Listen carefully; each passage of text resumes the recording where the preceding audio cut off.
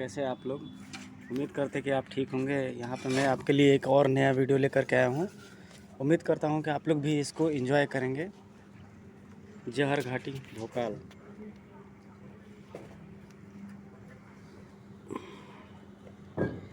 महर्षि गाजोबाजो के भाई महर्षि राकुदेव का 10 वर्षीय पुत्र तिल्ली आज्ञाकारी, सदाचारी व पिता भक्त बालक था।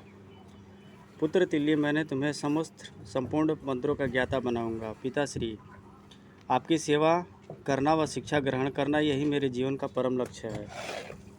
15 वर्ष की उम्र तक पिता ने उसे सभी मंत्रों का ज्ञान करा दिया। तुम्हें मैंने सभी मंत्र सिखाए हैं। अब तुम्हें एक अहम मंत्र सर्वास्त्र की जानकारी दे रहा हूँ।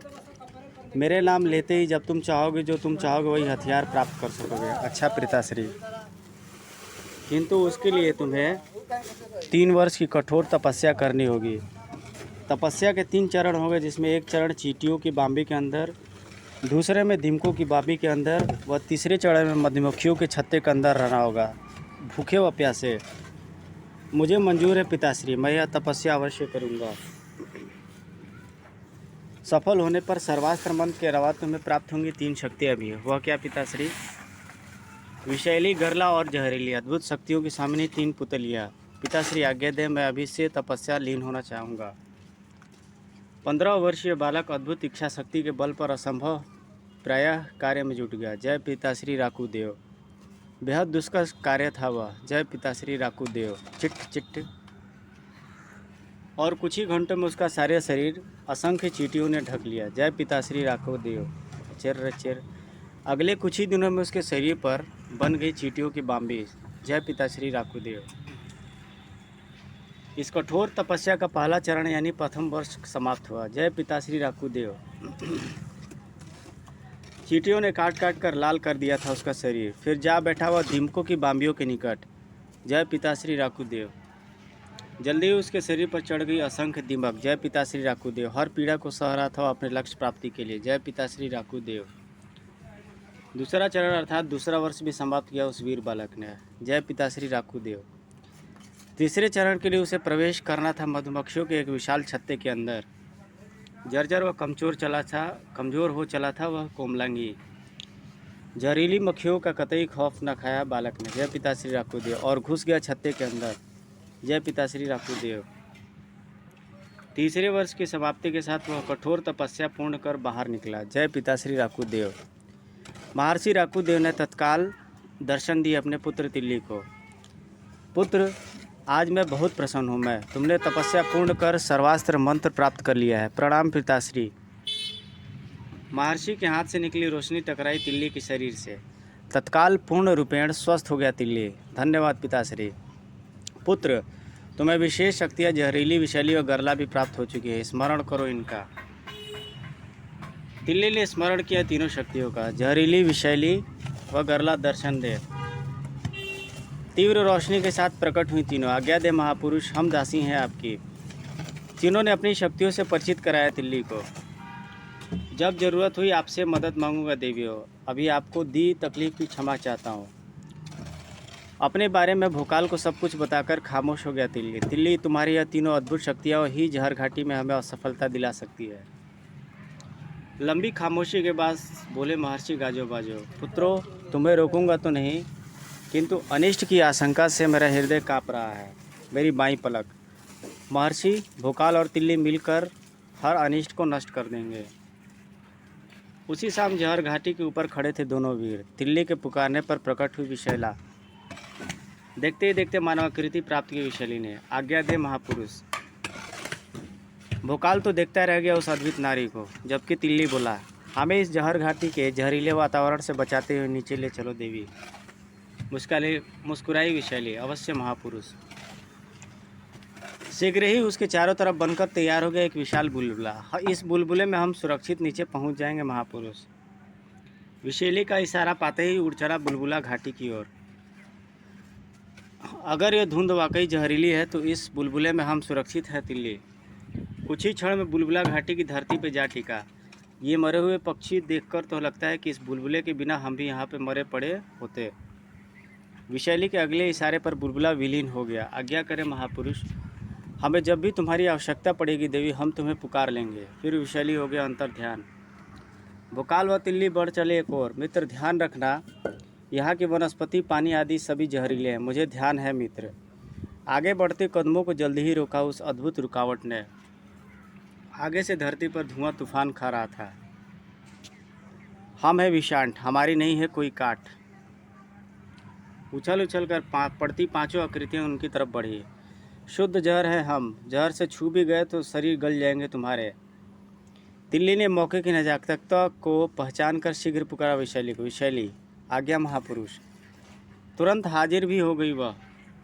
तिल्ली का इशारा भर काफ़ी था स्थिति की गंभीरता को समझने के लिए। महापुरुष, शुद्ध जहर के ये पुतले मेरे सामने ना ठहर पाएंगे। अपना स्वर्ण हथौड़ा संभाल कर झपटी विशैली, और साथी भोकाल और तिल्ली को उसने फिर कैद कर लिया बुलबुले के घेरे में। आप तक ये ना पहुंच पाए, इसके लिए यह सुरक्षा जरूरी है। किंतु सुनो तो विशैली। बहुत रोकना चाहा भोकाल ने व तिल्ली ने, किंतु विशैली ने एक ना सुने। उफ, यह तो अकेली ही उनसे जूझ गई। हाँ, यदि हम आज़ाद होते तो उसके मददगार साबित होते। विषांटों ने उछल उछल कर उड़ाए विष के असंख्य झाग। मुझ पर ना होगा तुम्हारे इस विष का कोई प्रभाव। हथौड़ा घुमाकर मारा विशैली ने एक पर। यह हथौड़ा तुम्हारे सारा विष उतार देगा। कंधा उतर गया उस विषांट का। दूसरा विषांट तुड़वा बैठा अपना घुघटा। हा हा हा हा हा हा। विशैली से टक्कर बहुत महंगी पड़ेगी तुम्हें।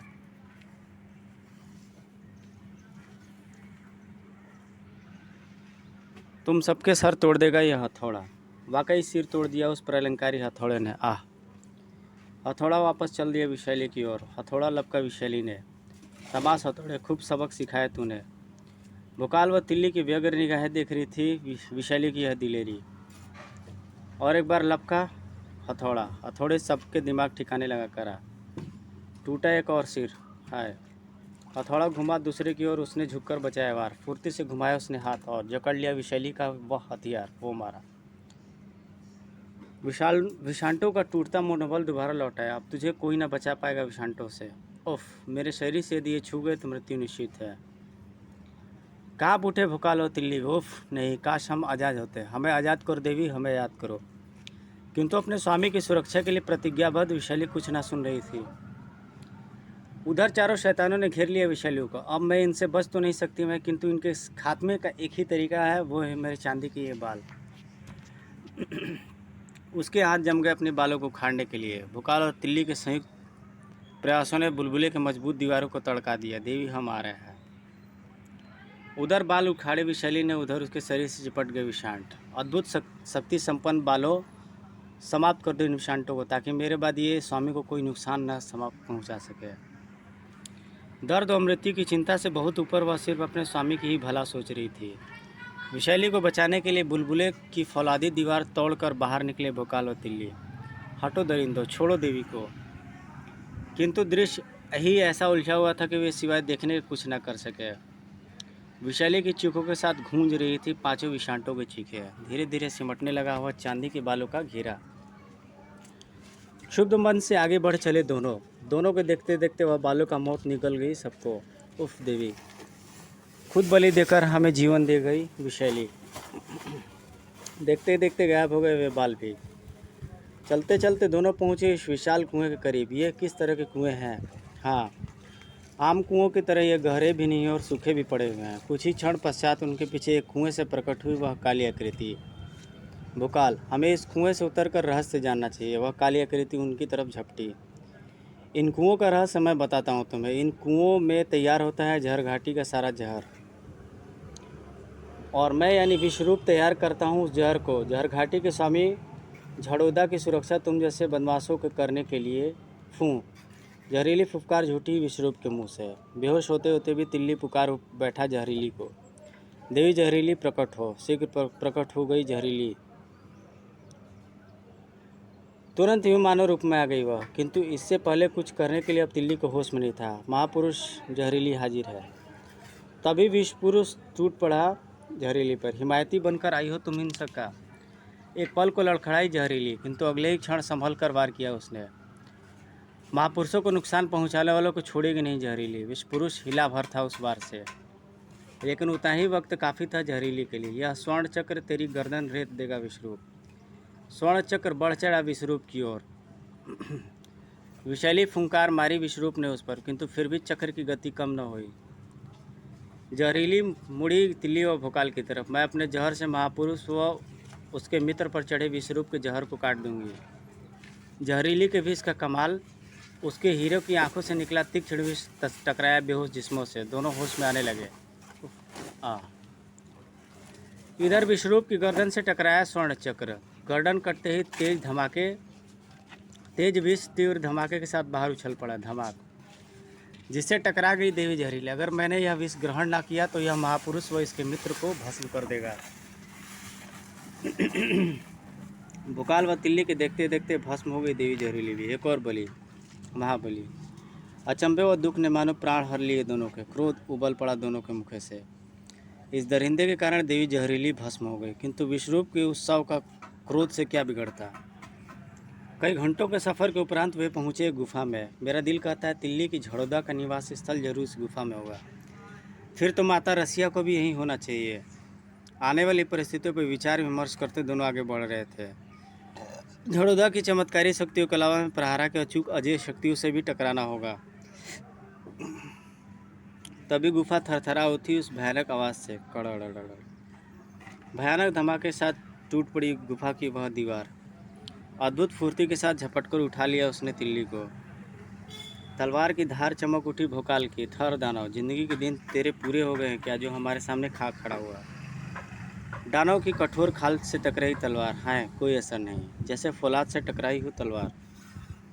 तेजी से हाथ घुमाया दानव ने और भोकाल की पकड़ से निकलती चली गई तलवार। च्यों गुफा के चट्टानों में जा फंसी वह। तिल्ली के मुंह से निकला मंत्र और उसके हाथ में प्रकट हुई एक तलवार। राकू एक जबरदस्त वार किया उसने भी। दानव, यह दिव्य तलवार तेरी कठोर खाल को अवश्य काट डालेगी। है किंतु वह दिव्य तलवार भी असफल साबित हुई। दानव ने उछाल फेंकी वह तलवार भी। भोकाल की तलवार के साथ ही जा धंसी वह तलवार भी। अपूर्व शक्ति का प्रदर्शन किया भोकाल ने। दरिंदे छोड़ दे तिल्ली को। दर्द से तिलमिलाया दानव और उसने उछाल फेंका तिल्ली को कठोर चट्टानों की ओर। इन चट्टानों से टकरा कर ना बच पाऊंगा मैं। कलाबाजी का प्रदर्शन करता हुआ तिल्ली सुरक्षित आ खड़ा हुआ धरती पर। बच गया मैं, पर अब ना बच पाएगा यह दानव। तिल्ली और भोकाल दोनों इकट्ठे झपटे मानव पर। अब इसे छोड़ना मत भोकाल। इसे ठिकाने लगाकर ही सांस लेना तिल्ली। और उसके शरीर को धकेलते चले गए वे चट्टानों की तरफ, जहाँ से झाँक रहे थे खून के प्यासे उनकी तलवारों के फल। तेजी से लड़खड़ाता उसका भीमकाय शरीर जा धंसा उन तलवारों में। भरपूर शक्ति के बावजूद न संभल पाया दानव। दानव का आखिरी भयानक चीख से गूंज उठी गुफा। अपनी तलवारों को हासिल कर जैसे ही घूमे दोनों, भूखंडी उस भयंकर शख्स को तुरंत पहचान लिया। झड़ौदा तुम? हाँ मैं। तुम दोनों ने खूंखारा जंगल को नष्ट करके अब जहर घाटी में तबाही मचाई है, जिसका परिणाम तुम्हें भुगतना पड़ेगा। भोकाल ने किया तलवार का वार। पेड़ के तनों फूल पत्तियों से हमारा क्या मुकाबला करेगा तू झड़ौदा। कटीला तना कट तो गया, किंतु तुरंत ही तना फिर ही उतना ही लंबा हो गया। पहले भी तुम्हें इन्हीं फूल पत्तियों से जकड़ कर लाया था भोकाल।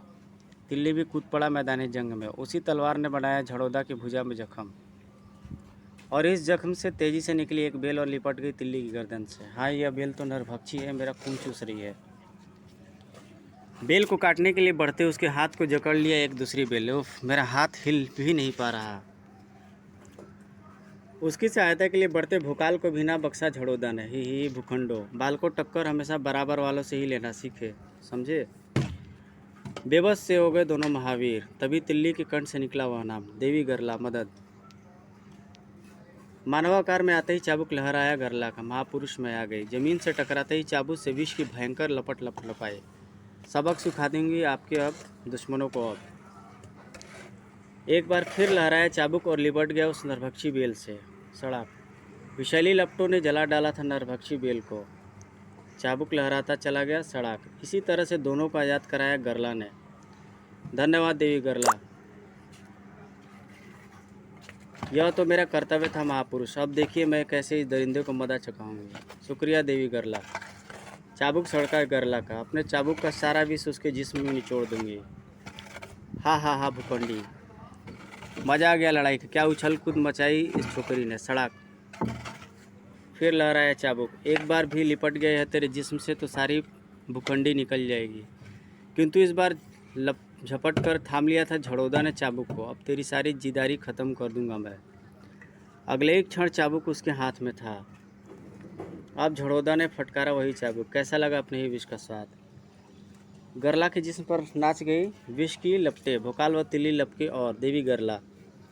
चाबुक काट डाला उनकी तलवारों ने। भोकाल चढ़ पड़ा झड़ौदा पर। झड़ौदा नीच दरिंदे। तिल्ली ने संभाला गरला को। देवी विषैली और देवी जहरीली के बाद देवी गरला, आप भी हमें छोड़कर चली जाएंगी क्या। आखिरी सांस ले रही थी गरला।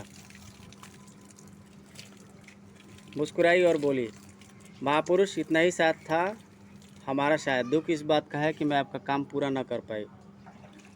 उसने अपना स्वर्ण दांत टोला और तिल्ली को सौंप कर बोली, महापुरुष शीघ्र ही इसे अपने मुंह में रख ले, यह जादुई दांत आपको अद्भुत शक्ति प्रदान करेगा। मुट्ठी में भींच लिया वह दांत तिल्ली ने। अगले ही क्षण प्राण छोड़ दिए गरला ने। उफ, देवी मुझ नश्वर प्राणी के लिए अपने प्राण त्याग दिए। उसने मुट्ठी में दबा दांत गरमाने लगा। मुट्ठी खोल दांत उसने अपने मुंह में डाल लिया। भोकाल की तलवार से टकराई झड़ौदा की वह अद्भुत तलवार। तुम मेरा कुछ न बिगाड़ सकोगे, समझे।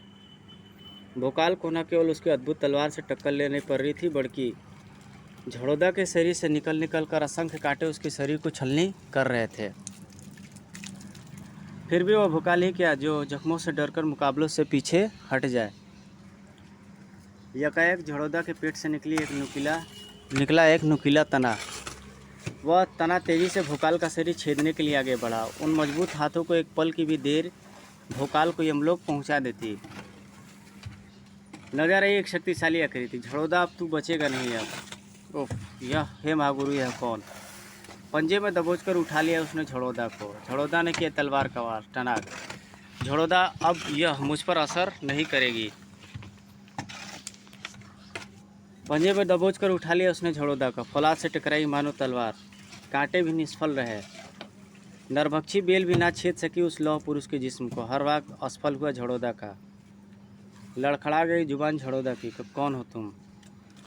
मैं हूँ तिल्ली। देवी गरला की शक्ति समाई हुई है मुझ में दरिंदे, और अब मैं तेरा खात्मा करने जा रहा हूँ। तिल्ली का हाथ का दबाव कसा झड़ौदा की गर्दन पर, किंतु तभी झड़ौदा ने अपने सिर पर सजा पत्तों का मुकुट नोच डाला। झड़ौदा का खात्मा असंभव है बालक। प्रहारा से निकली चिंगारियाँ। उफ, अजय मुकुट प्रहारा। अब बीच में कूदा भोकाल भी। नहीं नीच झड़ौदा, इस पवित्र मुकुट का प्रयोग तुझे नहीं करने दूंगा मैं। सटीक निशाने पर टकराई तलवार और ले उठी प्रहारा को। खनाक। उसी क्षण तिल्ली के मुंह से निकला स्वर्णदांत। आग थू। स्वर्णदांत टकराया झड़ौदा के मुंह से और पिघल कर उसके चेहरे पर चारों ओर सोनों का मुखौटा बनकर फैल गया। सारा सांस गले में ही अटक कर रह गई उसकी। बिना चीख मारे उसकी लीला समाप्त हो गई। स्वर्णदांत मुंह से निकलते ही तिल्ली वापस अपने पूर्व रूप में लौट आया। दोनों मित्र गुफा में ढूंढने लगे वह चीज़ जिसके लिए वे यहाँ आए थे। मंडूक का दूध और महारानी रसिया दोनों यहीं मिलेंगे हमें। बहुत परिश्रम के बाद आखिर वे सफल हुए। महारानी रसिया, मंडूक का दूध। शीघ्र ही महारानी रसिया को आयात कराया तिल्ली ने और मंडूक का दूध संभाला भोकाल ने। पुत्र, कौन हो तुम। मैं महर्षि राकू देव का पुत्र तिल्ली और यह भोकाल, हम आपको राजमहल से ले जाने आए हैं। फिर वह तीनों बढ़ चले जहर घाटी से बाहर निकलने को, जहाँ का सारा का जहर अब समाप्त हो चुका था। ओसाक का राजमहल हर्षित किलकारियों से गूंज उठा। महर्षि भोकाल व तिल्ली आ गए महारानी रसिया को लेकर। महारानी रसिया का भव्य स्वागत हुआ। स्वागत महारानी रसिया, स्वागत महावीरों। राजमहल के अंदर कदम रखे सभी ने। महारानी रसिया को सारी दस्तान से अवगत कराया गया। इस तरह आपको ढूंढने व खूंखारा का आतंक समाप्त करने के चक्कर में राजकुमारी तुरीन व सुल्तान झड़ौदा द्वारा बेहोश कर दिए गए थे। तब मंडूक का दूध महर्षि को सौंप दिया गया। महर्षि ने वह दूध तुरीन व सुल्तान के मुंह में डाला। इन्हें जल्दी ही होश में आ जाना चाहिए। कुछ ही क्षणों पश्चात दोनों ने नेत्र खोल ली। पिता, माता श्री, कहीं यह कोई स्वप्न तो नहीं। कुछ ही देर लगी उसे विश्वास करने में कूद कर खड़ी हुई और जा लगी अपनी माँ की छाती से। माता श्री, बेटी तुरीन, ओह मैं कितनी आज खुश हूँ। माँ बेटी का मिलन दिल को छू गया उपस्थित प्रत्येक व्यक्ति के। सुल्तान भोकाल से गले मिला। मित्र, तुमने अपनी जान पर खेलकर सुल्तान की जान बचाई है। मित्र की मुसीबत में अपनी जान की कीमत नहीं होती है सुल्तान। तुरीन को भोकाल ने सौंप दिया प्रहारा। यह लो राजकुमारी, तुम्हारी शान में यह प्रहारा मुकुट मैं लौटा लाया हूँ। मेरी ज़िंदगी भी तो तुम ही लौटा के लाया हो भोकाल। दोनों फिर नेत्रजाल में फंस गए।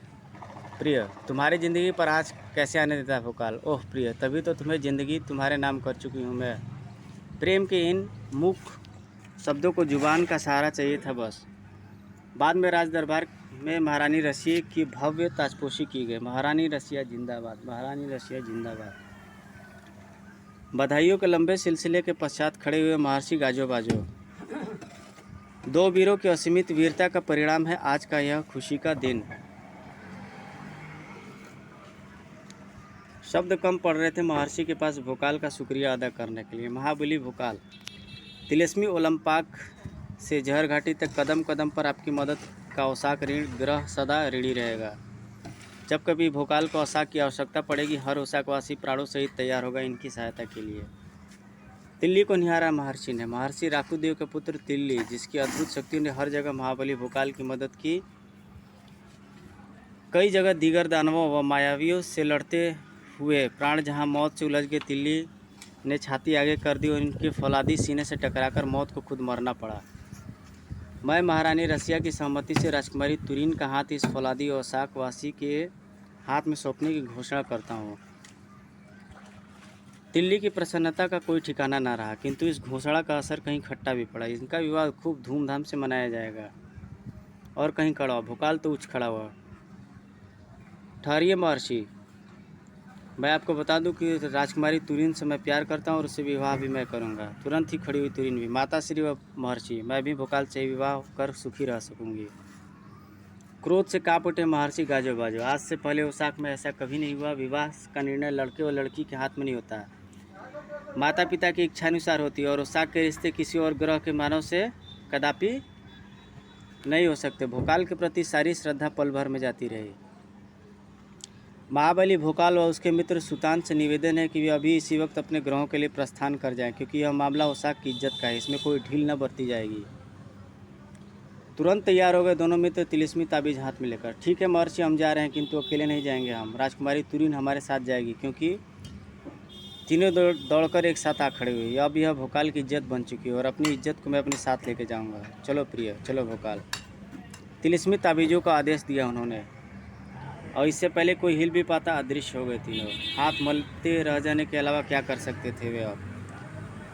उदास अक्षुणा और एक तरफ चल पड़ा। भोकाल को मित्र कहा था, उसको खुशी की कैसी चुनौती देता।